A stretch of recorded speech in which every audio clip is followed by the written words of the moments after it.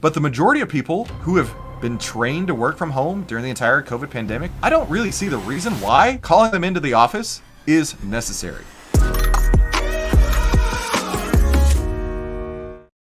Hey, if you work for Amazon, you may not be working there much longer. Or at least that's what CEO Andy Jassy is telling people these days. And I kind of think he's a dick for saying so. I'm going to get real honest here. I'm not a huge fan of Andy Jassy talking about this, right?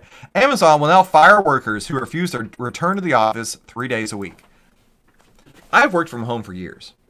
I love being isolated in my house. It's kind of my thing.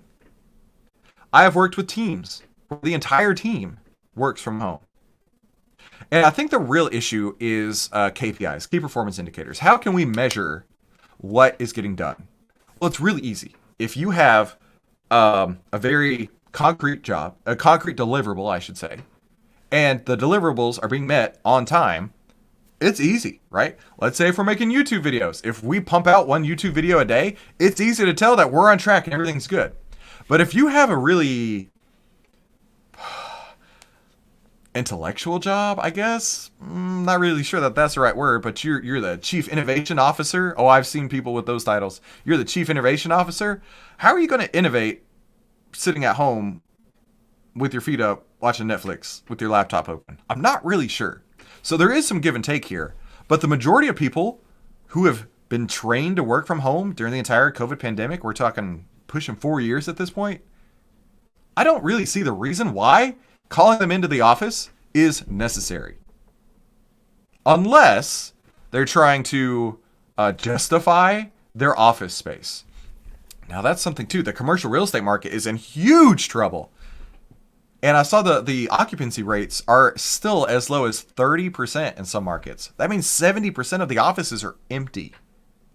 Now, if you own the buildings and only 30% of the people are actually showing up into the building, your building value is going down. And maybe that's what Andy Jassy is trying to offset is, hey, we don't want to take giant losses on our real estate. So we're just going to make everybody come back into the office.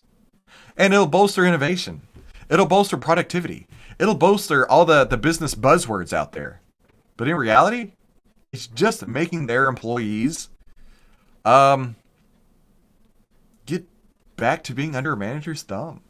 It's just making their employees feel like, hey, I don't have the autonomy to do my job anymore.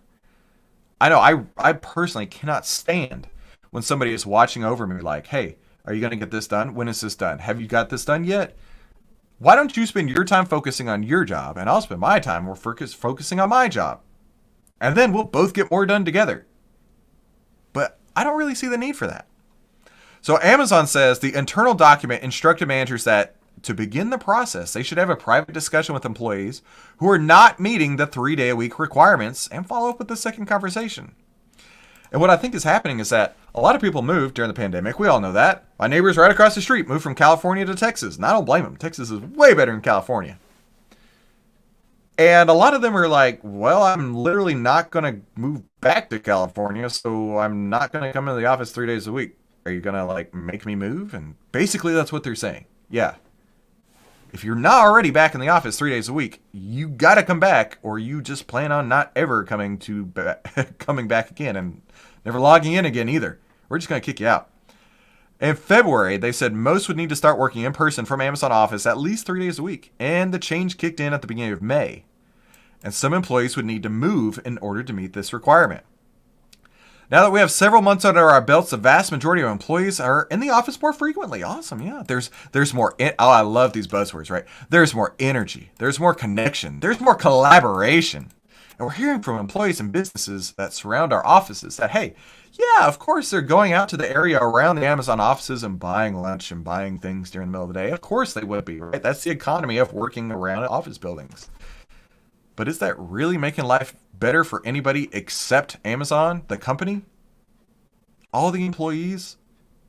I shouldn't say all, but I bet a huge majority are probably pretty pissed at this situation. Now they have to go get childcare. Now they have to pay for gas. Now they have to pay for tolls. Now their lifestyle, where they could run and do the things that they needed and still accomplish everything they needed to do in their job, half of that just got ripped out, and now they're back to their desk, right? Chained to the desk, imprisoned by their 9 to 5.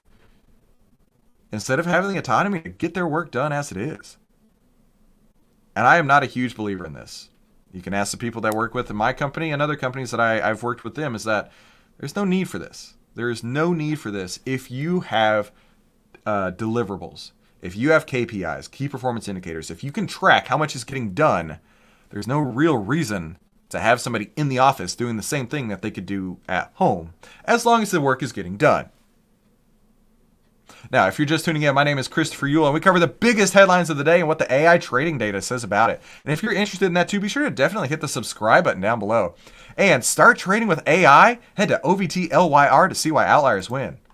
Now, let's see. The CEO, Andy Jassy, says, if you can't disagree and commit, I understand that, but it's probably not going to work out for you at Amazon. Because we're going back to the office at least 3 days a week, basically with or without you. And if I were working at Amazon, I'd be like, well, I think I'll warm up my resume and see where else I can work, because they're not the only player in town. And I bet you can actually find other places that pay more than working at Amazon and still have that autonomy to work from home. So let's go see what the AI trading data says about Amazon. We actually got a buy signal back on October 16th, so about a week ago.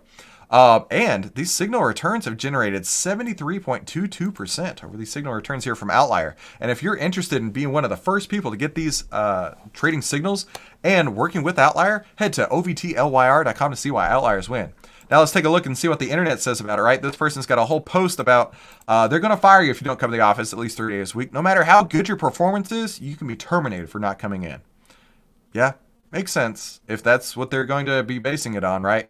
It's hard to make Amazon the test case to see what happens, because this could be exactly what more people want to see, right? They want to see how Amazon does. If Amazon's successful with this, there could be more and more companies going along with it.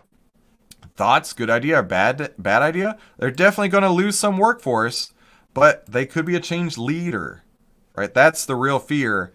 As long as there's no legal trouble from this, which honestly I can't see any legal trouble coming from this. Companies across all industries are definitely going to do it. And this person says it's just ridiculous. And I agree. It is ridiculous. I don't understand why Amazon needs to have everybody in the office, but I don't understand how the YouTube algorithm works. But it also says that you're going to love one of these videos. Thank you for tuning into today's Outlier Live. We'll see you on the next episode.